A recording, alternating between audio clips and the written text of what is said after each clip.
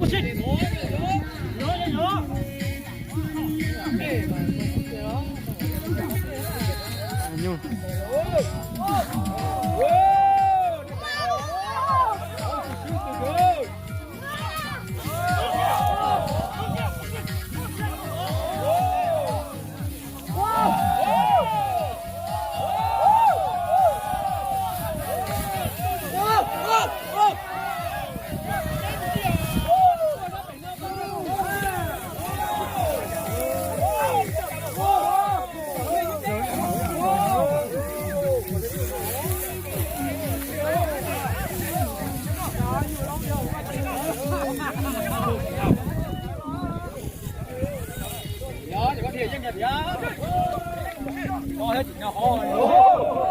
ý giải dạng của tờ đi giải dạng.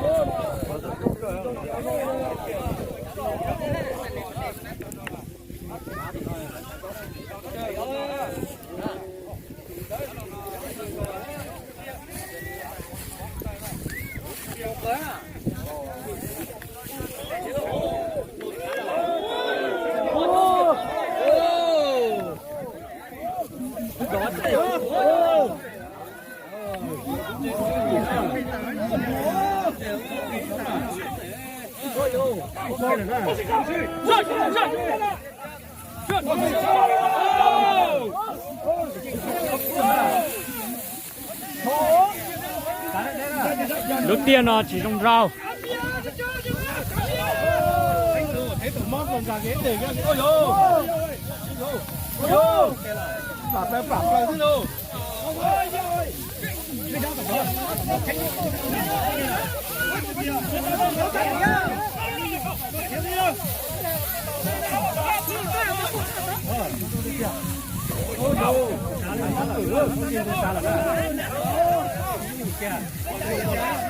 Thấy cái dạng cầu liễu không?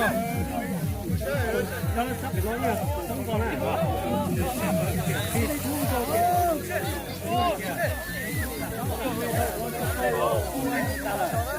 Rồi, xuống rồi ha. Rồi, rồi, xuống rồi.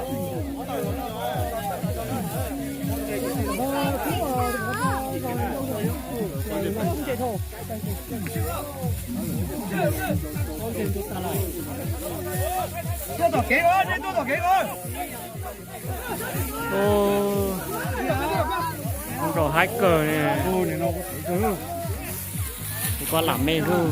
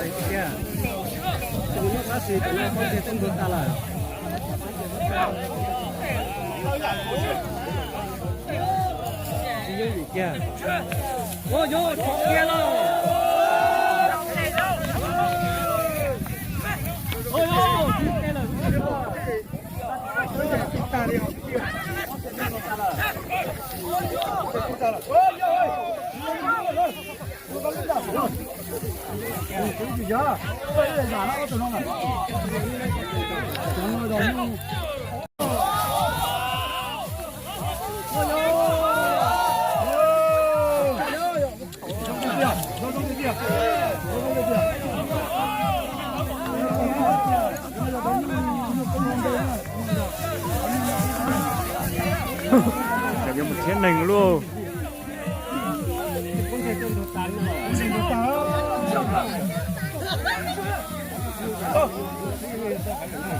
Cho mình nhỏ được không? Nhỏ dốc tiền rồi, có kiếm không? Dốc tiền có tiền. Dốc rồi. Dốc đó sắp được rồi. Kìa. Ra từ có một câu tích nước để chúng ta tốt phải kia. Thấy cùng có này. Như gì kìa. Đó nè. Không đâu rồi.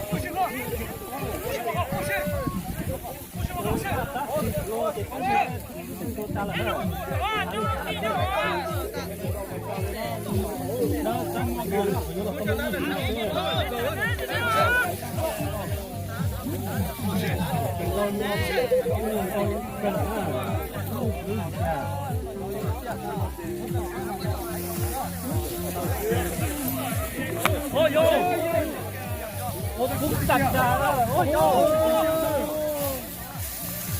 gì đó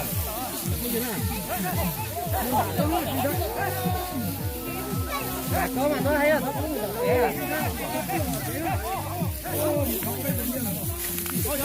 cậu bé rèn luyện đó đi rèn luyện đấy ôi ôi nó ôi thôi đâu chết một cái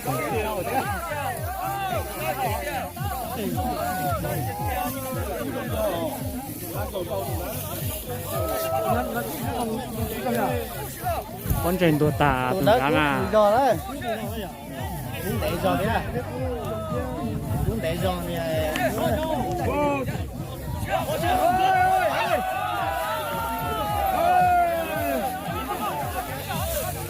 cú non rồng té thì tía cú non à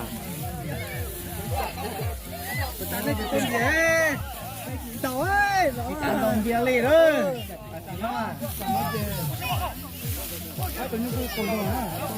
đã cú đấy cái lồng lì